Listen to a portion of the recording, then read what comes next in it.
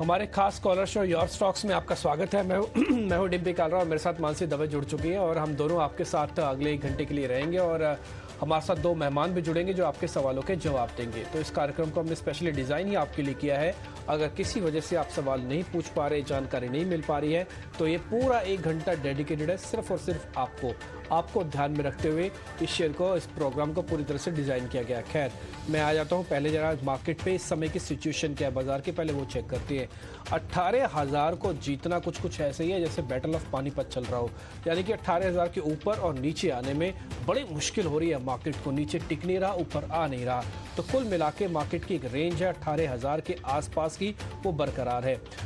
अभी 17,964 के आसपास ट्रेड कर रहे हैं, 8 अंकों की मामूली बढ़त है। इसी तरह से बैंक निफ्टी भी दिखाएंगे तो 42,500 के इर्द गिर्द घूम रहा है।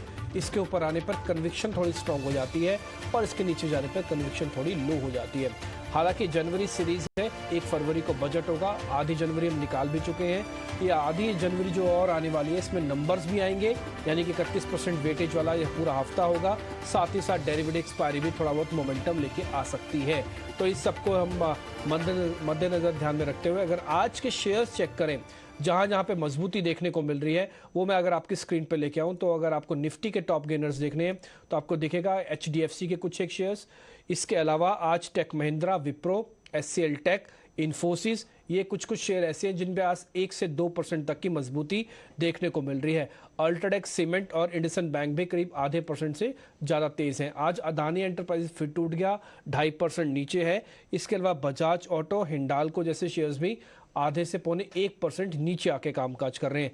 छोटे मझोले शेयर्स में आपको और बता देता हूँ, फिर मानसी मेहमानों से आपको कनेक्ट करेगी और फिर बताएंगे कि आज हमको आपके जो सवाल हैं उनके जवाब क्या हैं। छोटे मझोले शेयर्स की कैटेगरी में जस्ट डायल नंबर्स आने के बाद 9%, 10% इनफैक्ट ऊपर है। HEG भी ऊपर आ चुका है। ये चाइना की ओपनिंग वाला इम्पैक्ट इस पे भी आएगा। इसके अलावा अदानी ग्रीन्स में आज 4% तक की तेजी है। साथ ही मिंडा कॉप का ब्रेकआउट हुआ, ये शेयर चल रहा है। जो शेयर टूटे हैं उसमें गोडफ्रे फिलिप्स के अंदर प्रॉफिट बुकिंग हो रही है। ये 2000 से शेयर वापस से टूटना शुरू हो गया। और इसके अलावा विनीति ऑर्गेनिक्स भी आज 2% नीचे आके कामकाज कर रहा है। आप सीधा चलते हैं मानसी के पास, वो आपको एक तो तरीका बताएंगे इस कार्यक्रम से कैसे आप जुड़ सकते हैं और मेहमानों से आपको रूबरू करा रही है। मानसी बिल्कुल, तो ये तो हुआ एक क्विक मार्केट चेक और बाजार में हम देख रहे हैं स्टॉक स्पेसिफिक मूव्स ढेर सारे और बैंक्स और फाइनेंशियल्स तो फोकस में, नतीजों की ठीक बात। लेकिन आइए सवाल जवाब का सिलसिला शुरू करते हैं। सवाल पूछने का तरीका लगातार आपके टीवी स्क्रीन पर फ्लैश होता रहेगा। आप हमारे टोल फ्री नंबर पर कॉल भी कर सकते हैं, 9167329108 पर फोन करें, अपना सवाल पूछें। SMS के जरिए भी आप अपने सवाल हमें पूछ सकते हो। लगातार सोशल मीडिया हैंडल्स भी, ट्विटर, फेसबुक, व्हाट्सएप हमारे आपके टीवी स्क्रीन पर फ्लैश होते रहेंगे। इन तमाम मीडियम से आप हमें सवाल पूछ सकते हैं। हमारी पूरी कोशिश होगी कि आपके तमाम सवालों के जवाब आपको इसी शो में मिल जाएं। चलिए आगे बढ़ते हैं, हमारे एक्सपर्ट्स को इस वक्त इंट्रोड्यूस करते हैं। SMC ग्लोबल सिक्योरिटीज की सौरभ जैन और प्रेसिशन टेक्निकल एनालिसिस के मंदार जमसंडेकर हमारे साथ जुड़ गए हैं। Good morning to both of you. आप दोनों का स्वागत है 18 आवर्स स्वदेश पर। सौरभ, शुरुआत आपसे करना चाहेंगे। 18,000 के पार एक बार लेवल्स को टच भी किया, 18,040, 18,050 के लेवल्स को देखने के बाद ऊपरी स्तरों से हल्का होता बाजार। बैंक निफ्टी की स्थिति भी इस वक्त हम देख रहे हैं, वॉलेटाइल एंटिसिपेशन था, लेकिन बाजार का अंडरटोन आप कैसे देख रहे हैं इस वक्त? स्ट्रैटेजी क्या बना रहे हैं मार्केट्स के लिए ऑन अ मंडे मॉर्निंग? देखिए, बाजार अभी भी थोड़ा सा रेंज बाउंड है। मार्केट काफी देर से ऑसिलेशन कर रहा है, तकरीबन 1 महीना हो गया। ऊपरी स्तरों पे बाजार ज्यादा टिक नहीं रहा और नीचे के स्तरों पे बार-बार मार्केट में बाइंग आ रहा है। थोड़ा सा सेक्टोरल रोटेशन भी चल रहा है। अगर देखें पिछले कुछ दिनों में थोड़ा फार्मा, थोड़ा IT, थोड़ा मेटल में हमने बाइंग भी देखने को मिला। बैंकिंग सेक्टर एक ऐसा सेक्टर है जहां पर कंटिन्यूअसली आउट परफॉर्मेंस वहां पर आ रहा है। मुझे लगता है कि पब्लिक सेक्टर बैंक्स थोड़ा ज्यादा अच्छा करेंगे इस साल भी प्राइवेट सेक्टर बैंक से। तो मुझे लगता है कि जैसे-जैसे आपको मार्केट में डिप मिलता है, तो आप बैंकिंग में आप एक्यूमुलेशन कर सकते हैं।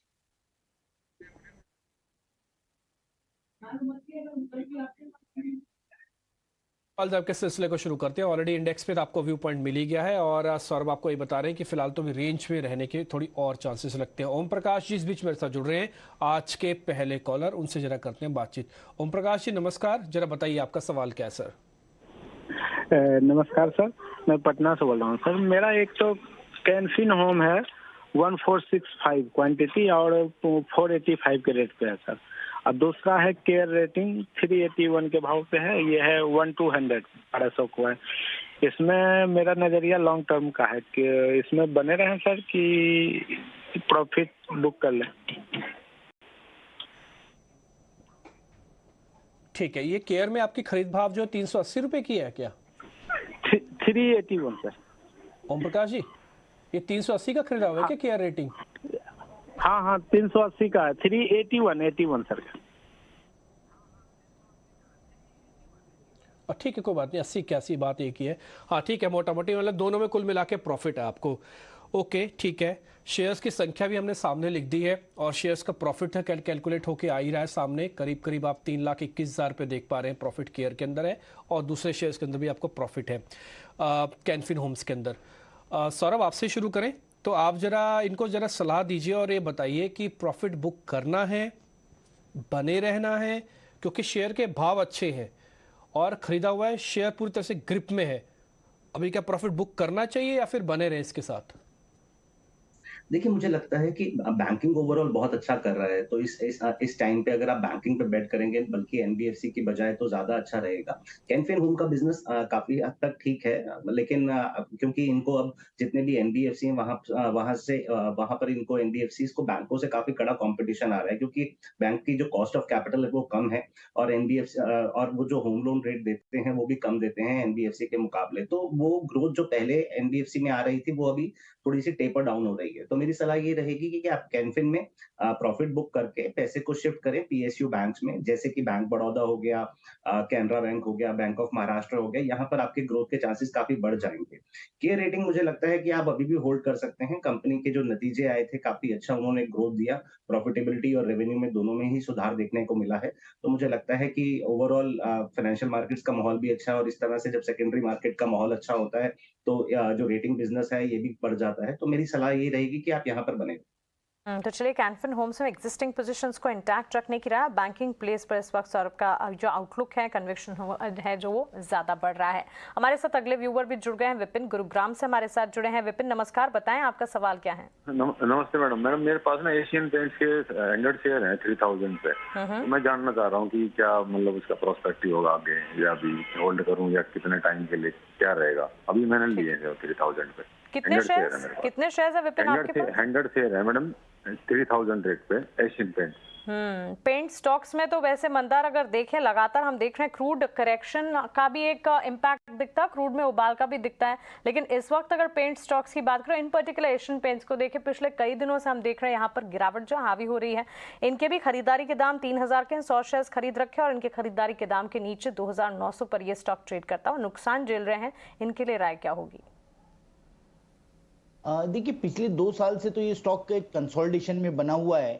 2600 और 3600 इस तरीके का इसका रेंज है, 1000 पॉइंट का एक रेंज है। फिलहाल ये 2 लेवल्स के बीच में ये ट्रेड कर रहा है, 2900 का प्राइस है।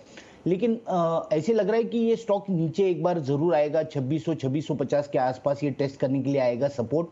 तो ये रेंज का अब इनका खरीदारी जो है ये ऊपर के लेवल्स पे है, तो मुझे लगता है कि ये लेवल्स पे एग्जिट करना ये ठीक नहीं होगा, क्यों 2600 का नीचे की तरफ सपोर्ट है।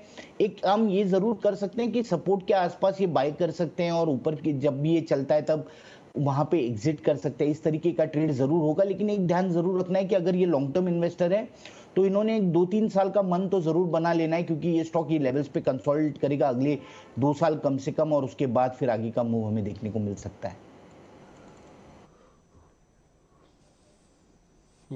ठीक है, अभी हमारे कॉलर थे विपिन, वो गुड़गांव से थे। एक और व्हाट्सअप मेरे को मिला है, ये भी हरियाणा से मिला है, जगजीत जी का है। वो ये कह रहे हैं कि डी मार्ट में क्या करना चाहिए। उनके पास 50 शेयर है, यानी कि एवेन्यू सुपर मार्ट है कुल मिला के उनके पास, और वो 4000 का खरीदा हुआ है बता रहे हैं। वो KPIT है और वो है उनके पास 200 शेयर, वो 600 का खरीदा हुआ है।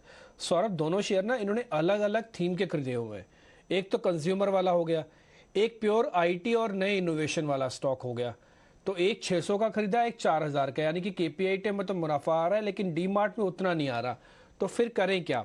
KPIT को बुक करके रखें अपने साथ अभी भी, और डी मार्ट में कुछ एक्सपेरिमेंट कर सकते हैं।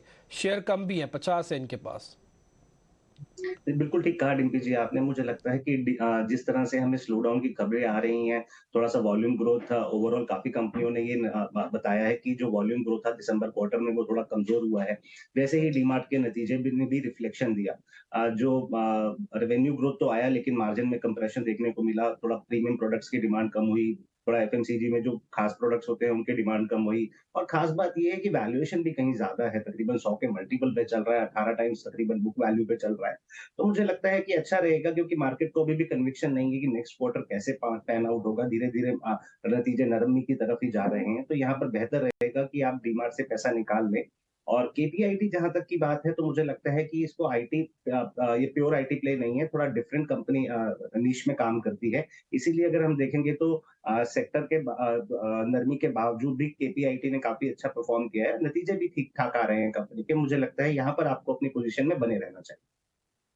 आपको राय मिल गई है। एवेन्यू सुपरमार्ट से आप निकल जाएं। यहाँ पर हम देख रहे हैं पोस्ट द अर्निंग्स भी एक इम्पैक्ट नजर आ रहा है और एग्जिस्ट की ही राय यहाँ पर एक्सपर्ट्स की तरफ से। और केपीआईटी टेक्नोलॉजीज हम देख रहे हैं टेक्नोलॉजी काउंटर्स में जो चुनिंदा स्टॉक्स अच्छा परफॉर्मेंस दिखा रहे हैं irrespective of the performance of the IT sector, उनमें से एक स्टॉक है केपीआईटी टेक्नोलॉजीज। तो आपकी पोजिशंस को वहां पर बिल्कुल इंटैक्ट रखें। एक और सवाल है सोहम दीक्षित का, वो हमारे साथ फेसबुक के जरिए जुड़े हैं। सवाल इनका जोमेटो के स्टॉक प्राइस पर है। जोमेटो में इन्होंने 500 शेयर्स की खरीदारी की है और अपने खरीदारी के स्तर जो हैं वो 58 के बता रहे हैं। ऑलमोस्ट 2500 रुपए का नुकसान है इन्हें प्रति शेयर। और यहाँ पर अगर देखें, यहाँ पर मंदार जोमेटो का स्टॉक एक ऐसा स्टॉक है जो कि पिछले एक महीने में परफॉर्म नहीं ही कर पाया है। एक समय था जब 62 तक के लेवल्स भी इस स्टॉक ने देखे थे, लेकिन उसके ठीक बाद एक शार्प डाउन ट्रेंड है और 58 के लेवल्स के नीचे ही ये स्टॉक ट्रेड करता हुआ। आपसे जानना चाहेंगे, इनफैक्ट सौरभ आप अपनी राय दीजिए, जोमेटो के स्टॉक पर इनके लिए क्या राय होगी? 53 के लेवल्स पर इस वक्त हम देख रहे हैं करंट मार्केट प्राइस। देखिए, शायद इन्होंने बार्गेनिंग हंटिंग करने की कोशिश करी है क्योंकि स्टॉक ऊपर से काफ़ी टूट चुका है, तो शायद इन्होंने सोचा कि अभी थोड़ा बेहतर हो सकता है, प्राइस बाउंस कर जाए। अगर ऐसी सोच है तो इस तरीके से नहीं करना चाहिए। अलबत्ता जो ये वाला क्वार्टर आया है, इसमें कंपनी ने पहली बार प्रॉफिटेबिलिटी शो करी है। तकरीबन 11 करोड़ का प्रॉफिट आया है। देखने वाली बात ये रहेगी कि आने वाले समय में कुछ क्वार्टर्स में कंपनी किस तरह से बिहेव करती है। वैल्यूएशन के लिहाज से अभी स्टॉक तो सस्ता हो गया है। तकरीबन 2 से 3 गुना बुक वैल्यू पे ट्रेड कर रहा है। प्रॉफिटेबिलिटी भी है नहीं। पहला क्वार्टर ही आया था प्रॉफिट्स का। अगर आपने लंबी समय के लिए स्टॉक को लिया है तो मुझे लगता है कि आप इसमें बने रहें। एक क्वार्टर का और नतीजा आएगा तब थोड़ा मार्केट को भी कन्विक्शन आएगा कि किस तरीके से कंपनी की आगे ग्रोथ जर्नी पैन आउट होने वाली है। अगर आपने शॉर्ट टर्म के लिए लिया है तो मुझे लगता है कि ये इसमें काफ़ी ज़्यादा सेलिंग अभी भी आ सकती है। इंस्टीट्यूशंस की जो पुराने इन्वेस्टर्स हैं वो बार-बार माल बेचते हैं, तो उस सूरत में स्टॉक काफ़ी गिर सकता है। तो शॉर्ट टर्म के लिए है तो आप निकल जाएँ, अगर आपने लंबे समय के लिए लिया है तो 1 क्वार्टर और देखें। अगर कंपनी वहाँ पर मजबूत नतीजे देती है तो फिर आगे पोज़ीशन को कैरी रखें।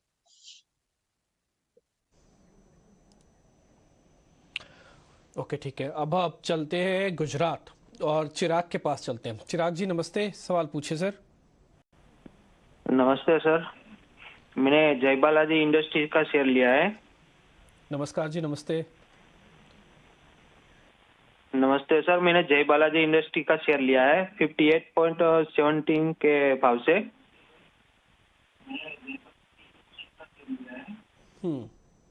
और 700 शेयर है। ठीक है, आप बस मेरे को एक चीज और बता दो, आपने क्यों खरीदा था और कितना लंबा रख सकते हो, बस इतना और बता दो। वो 60 पर हाई हुआ था इसलिए मैंने खरीदा था और शॉर्ट टर्म के लिए मैंने खरीदा था और 58.17 है।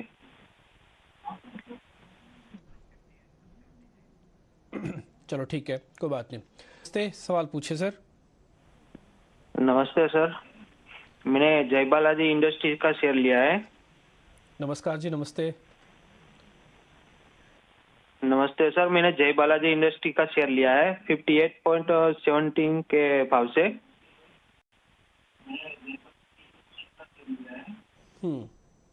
और 700 शेयर है। ठीक है, आप बस मेरे को एक चीज और बता दो, आपने क्यों खरीदा था और कितना लंबा रख सकते हो, बस इतना और बता दो। वो 60 पर हाई हुआ था इसलिए मैंने खरीदा था और शॉर्ट टर्म के लिए मैंने खरीदा था और 58.17 है।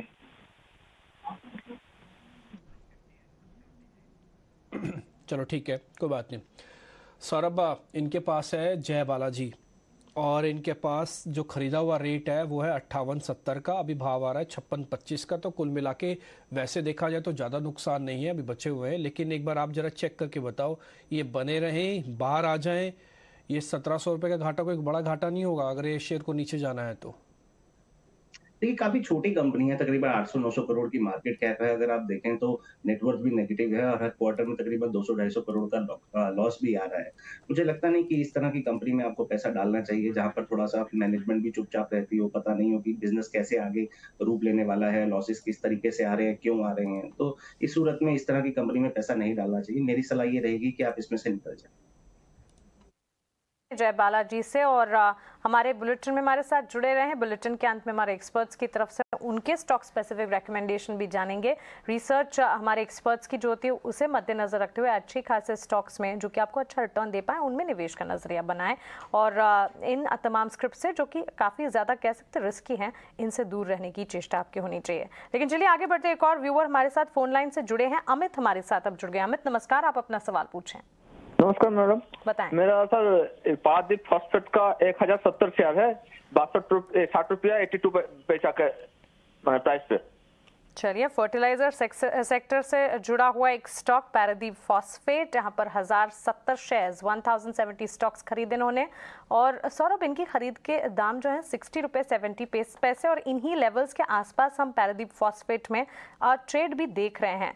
एक तो फर्टिलाइजर स्पेस जो है बजट से ठीक पहले काफ़ी हद तक फोकस में भी रहता है। एग्री एक थीम है जिसे खेला भी जाता है काफ़ी हद तक। फर्टिलाइजर स्टॉक्स में पिछले दिनों कई सारे न्यूज़ फ्लो भी थे जिसके चलते कई सारे स्टॉक्स हैं जो कि चल गए हैं। लेकिन ये वन ऑफ द स्टॉक जिसकी बातचीत कम होती है, जिसका डिस्कशन कम होता है। नुकसान झेल रहे हैं हल्का फुल्का, लेकिन आपकी राय क्या होगी? एग्जिस्टिंग पोजीशन को बरकरार रखा जाए? देखिए रिलेटिवली अभी ये नई लिस्टिंग है, तकरीबन मेरे ख्याल से 6-8 महीने पुरानी लिस्टिंग है, 1 या 2 क्वार्टरली नंबर्स ही आए हैं। अब सेक्टर की बात करें तो मुझे लगता है कि गवर्नमेंट की तरफ से सब्सिडी बढ़ाने की बात जब ये सामने आया तब से फर्टिलाइजर स्टॉक्स में काफी दमखम आ गया है। बजट तक अगर आप इसमें एक टैक्टिकल प्ले करना चाहते हैं तो आप रख सकते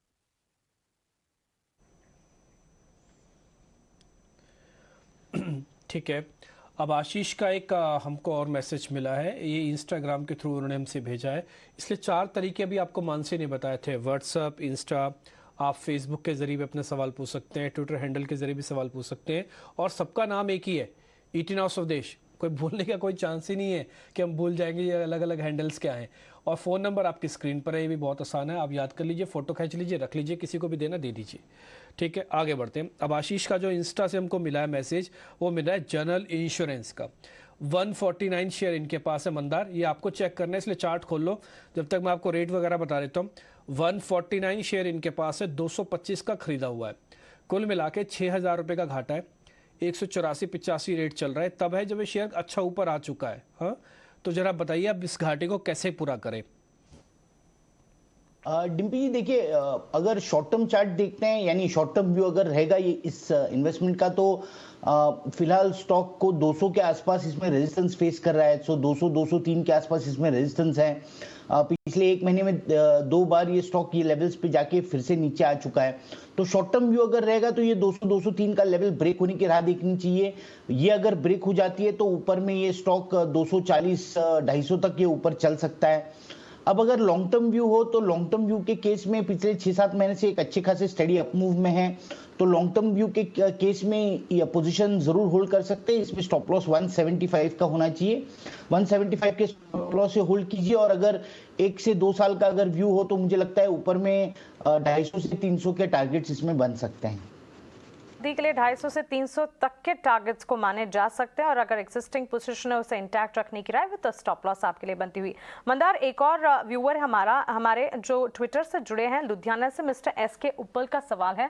रिफाइनिंग स्टॉक्स पर खरीदारी की है इन्होंने, MRPL का स्टॉक है और 500 शेयर्स खरीदे हैं 72 रुपए के दाम में। अब MRPL के स्टॉक को अगर देखें, पिछले हफ्ते हमने अच्छा परफॉर्मेंस देखा है, लेकिन इनकी खरीद के लेवल्स जो है काफी ऊंचे हैं और अगर चार्ट्स पे भी देखें ऑलमोस्ट जुलाई 2022 के बाद ये लेवल्स तो नजर आए नहीं है। 70-72 के लेवल्स तो पिछली बार जुलाई 22 में ही हमने देखे थे। उसके बाद स्टॉक जो है एक रेंज में ही कामकाज करता रहा, ऑलमोस्ट 50 टू 60 के लेवल्स के आसपास ही इसमें ट्रेंड दिखा है। तो काफी ऊंचे लेवल्स की खरीद है, क्या किया जाए? 7,000 रुपए तक का नुकसान झेल रहे हैं।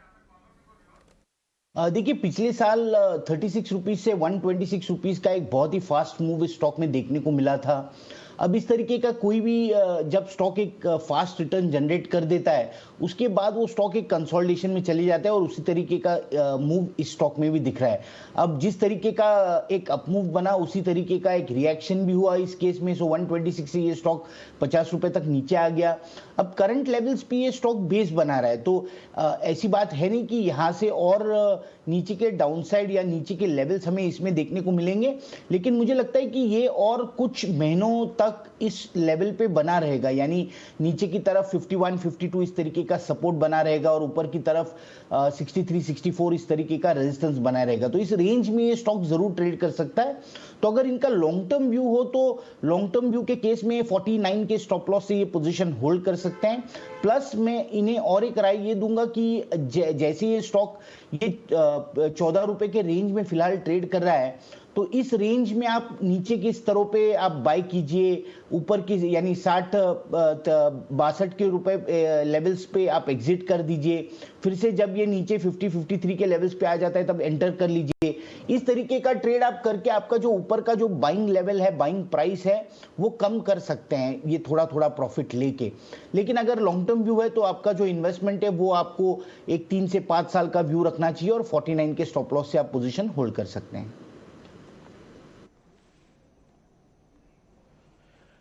ठीक है, ये अलग अलग स्टॉक्स को लेकर रिकमेंडेशंस भी है और एक दूसरा तरीका भी आपको बता रहे हैं मंदार कि देखिए शेयर के भाव कैसे कम किए जा सकते हैं।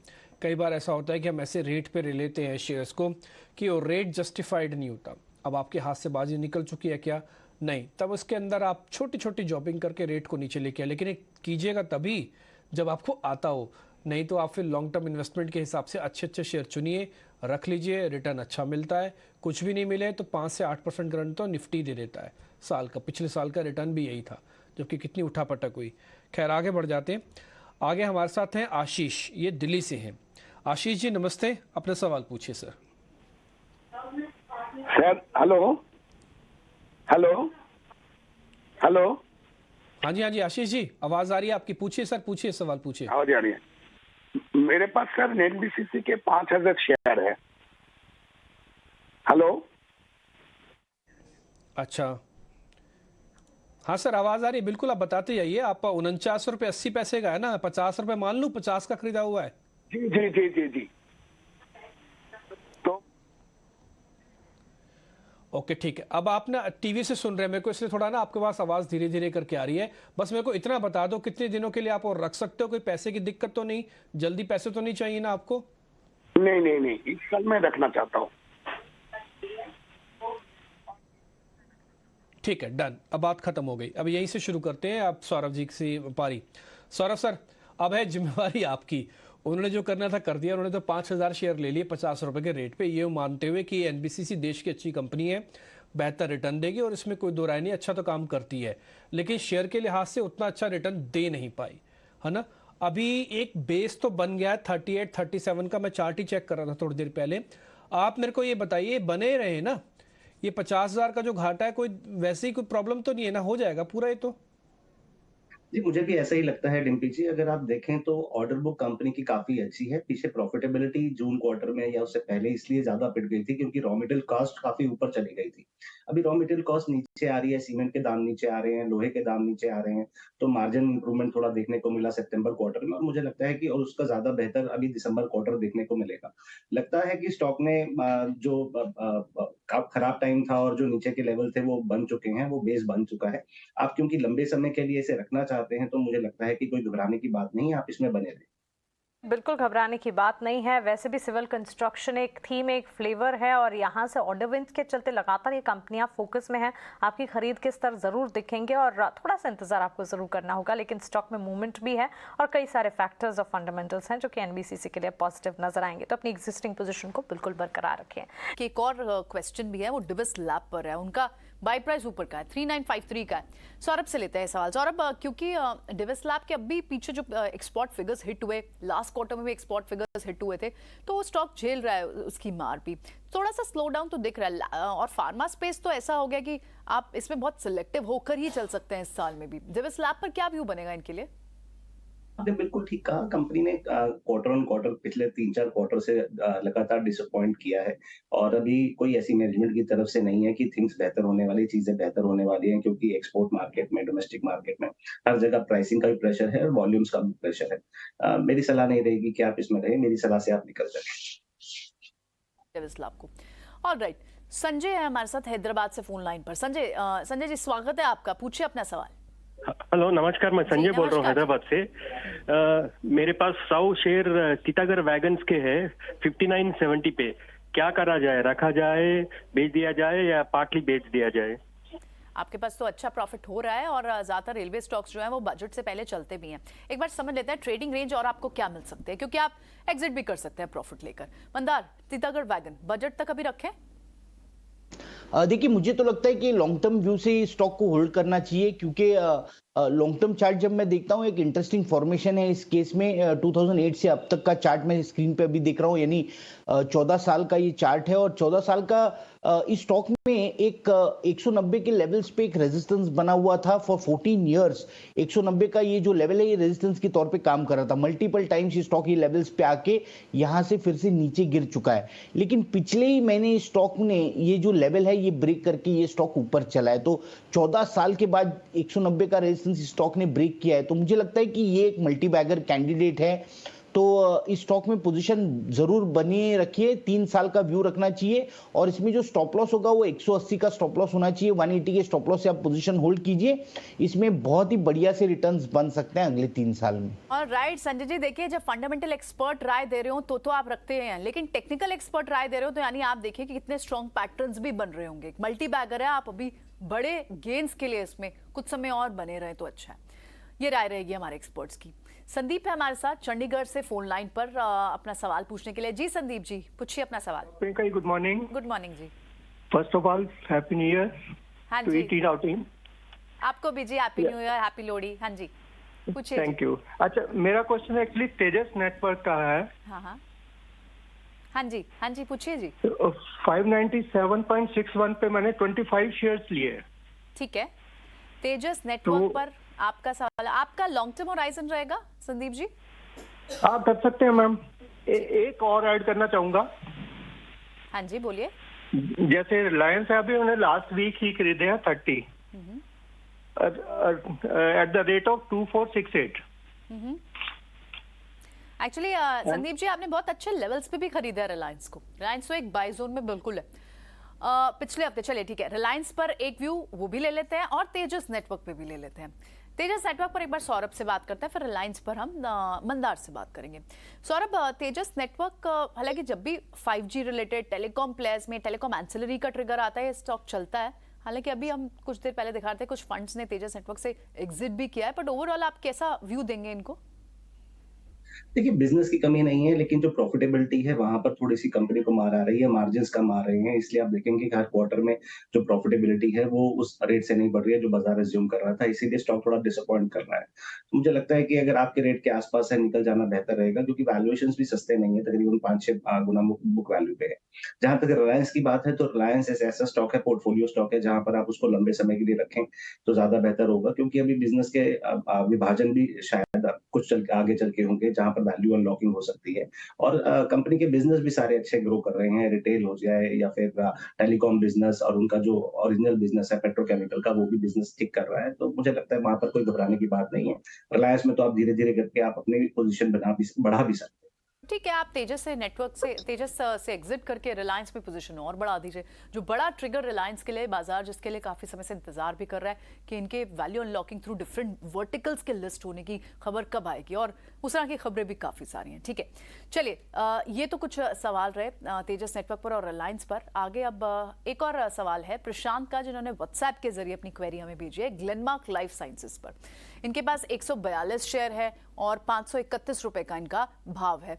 क्या कर सकते हैं ये, क्योंकि फिर से आज भी इनफैक्ट पूरा फार्मा स्पेस पे भी आपको थोड़ा सा ड्रैगर ही है।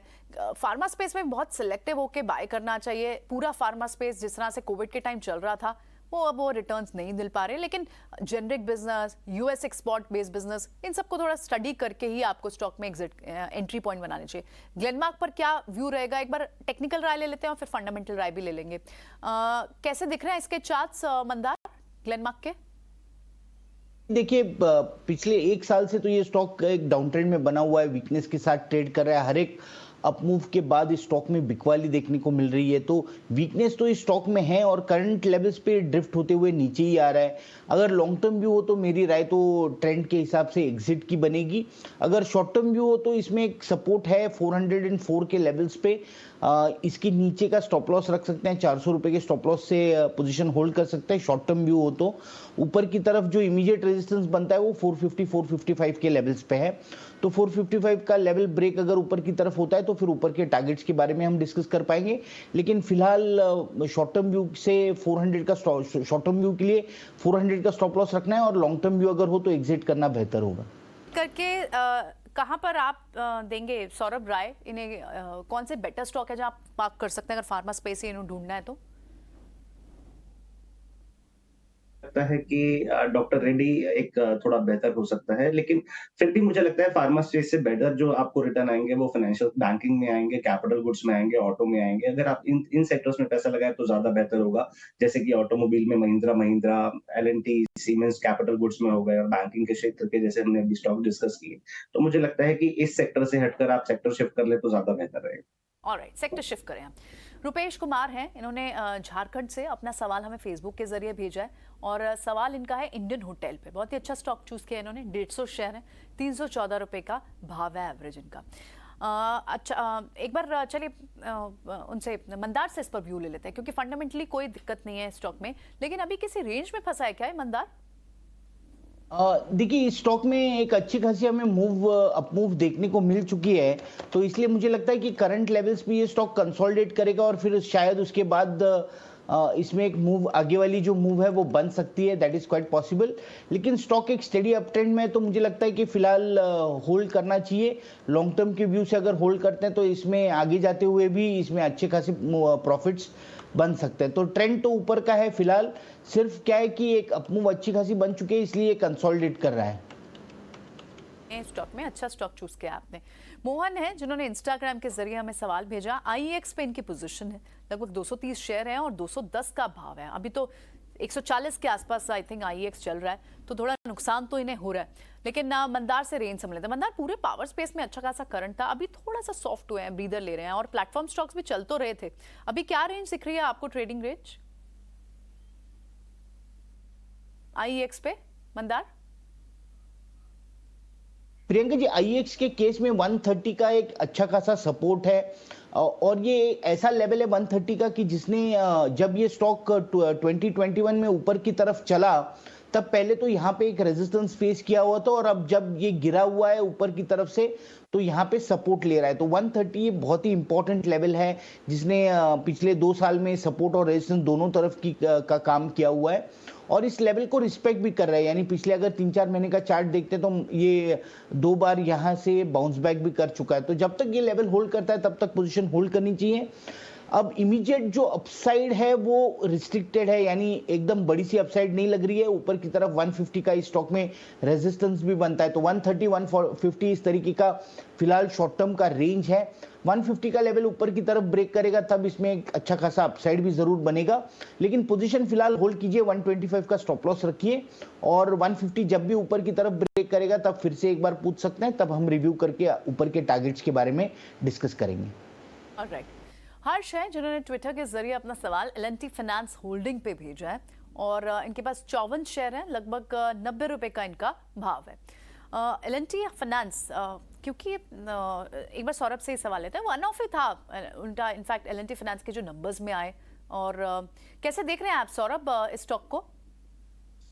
देखिए, कंपनी के फाइनेंशियल्स में काफी सुधार हुआ है, एनपीएस की काफी हद तक प्रोविजनिंग हो गई है, मैनेजमेंट काफी कॉन्फिडेंट है और वैल्यूएशन यहाँ पर अच्छी है। वैल्यू स्टॉक कैटेगरी में कंपनी आती है। अब 52 हफ्तों का नया हाई भी बना है। मुझे लगता है कि आप जिस तरह से परफॉर्मेंस आई है और जिस तरह से नतीजे आए हैं, बाजारों को पसंद आए हैं, तो इसमें आप लंबे समय के लिए बने रह सकते हैं।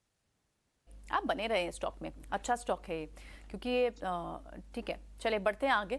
श्री कुमार हैं गुजरात से, व्हाट्सएप पे इन्होंने अपना सवाल भेजा है। KPR मिल्स पर इनका सवाल है। 500 शेयर है, 490 के भाव पर इनके पास, तो भाव के आसपास ही है इनका स्टॉक। और क्योंकि पूरा टेक्सटाइल स्पेस और इस स्पेस पे काफ़ी सारी PLI स्कीम्स और इसका फ़ायदा और जिसके चलते स्टॉक्स चले भी हैं।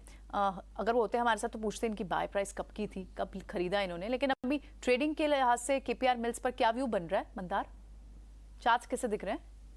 प्रियंका जी देखिए, ऐसे लग रहा है कि ये स्टॉक, ये जो करंट कंसोलिडेशन, ये कंसोलिडेशन और कुछ समय तक चलेगा।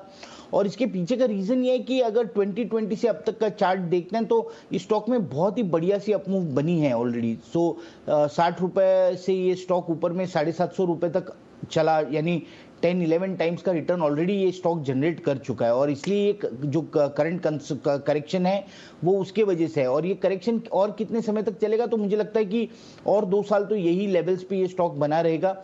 इस लेवल्स की अगर बात करें तो 480 का इस स्टॉक में एक अच्छा खासा सपोर्ट बना हुआ है और ऊपर की तरफ 630-635 का रेजिस्टेंस है। तो 480 का सपोर्ट जब तक रिस्पेक्ट होता है तब तक पोजीशन होल्ड करनी है। 475 का स्टॉप लॉस बना के रखिए, क्योंकि अगर ये 480 का लेवल नीचे की तरफ ब्रेक होता है तो उस केस में ये जो करेक्शन है ये डीपन हो सकता है, यानी और बढ़ सकता है इसमें करेक्शन। तो 475 के स्टॉप लॉस से फिलहाल होल्ड कीजिए। और अगर लॉन्ग टर्म व्यू हो, कम से कम 2 से 3 साल होल्ड करना है और शायद यही लेवल्स पे ये स्टॉक ट्रेड करेगा। ये अगर आप मन बना ले और फिर आप अगर रेडी हो तो 475 के स्टॉप लॉस से जरूर होल्ड कीजिए। ऑलराइट, होल्ड करें। एक और इन्हीं का सवाल, एक और दूसरा भी ले लेते हैं। फिनिक्स मिल पर सवाल है। 600 शेयर है, 1100 के भाव पे। फिनिक्स मिल एक अच्छा स्टॉक है। इनफैक्ट इनके सारे सेगमेंट्स में सौरभ हम देख रहे हैं तो प्रॉफिटेबिलिटी दिख भी रही है उन्हें, तो प्रॉफिट अच्छा खासा हो रहा है। चाहे इनका मॉल पोर्टफोलियो, जो इन्होंने अपना बिजनेस अपडेट भी दिया पीछे, हॉस्पिटैलिटी सेगमेंट हो, कमर्शियल लीजिंग हो, सभी वर्टिकल्स अच्छा चल रहे हैं। फिनिक्स मिल्स पर लॉन्ग टर्म नजरिया रखेंगे? बिल्कुल ठीक कहा, क्योंकि इनके सारे वर्टिकल अच्छे चल रहे हैं और जो ग्रोथ भी कंपनी के अच्छी आ रही है बिजनेस अपडेट के हिसाब से। और एक ही ऐसा स्टॉक है जो पूरे रियल एस्टेट पैक में अलग ही चल रहा है because of its portfolio only. तो मुझे लगता है कि आप इसमें बिल्कुल बने रह सकते हैं। सौरभ, बहुत बहुत शुक्रिया आज समय देने के लिए, मंदार समय देने के। तो फिनिक्स मिल तो एक अच्छा स्टॉक है जिस पर आपको जरूर नजर बना के रखनी है, जिसमें बने रहें आप। अच्छे गेंस के लिए आपको कुछ समय तो बेहतर स्टॉक्स का चयन जरूर करें और उसके बाद जब आपने एक सिलेक्शन कर लिया अच्छे स्टॉक्स का तो थोड़ा सा पेशेंस तो रखें। बाजार में कुछ समय तो कभी कभार वॉलेटिलिटी रहती है। लेकिन आज शो में जुड़ने के लिए मंदार, सौरभ, बहुत बहुत शुक्रिया आपका। योर स्टॉक्स के सारे व्यूवर्स को एक बार फिर से बता दें कि सवाल में, इस शो में सवाल जवाब का तरीका बेहद आसान है। आप लगातार स्क्रीन पर फ्लैश होते हुए हमारे नंबर देख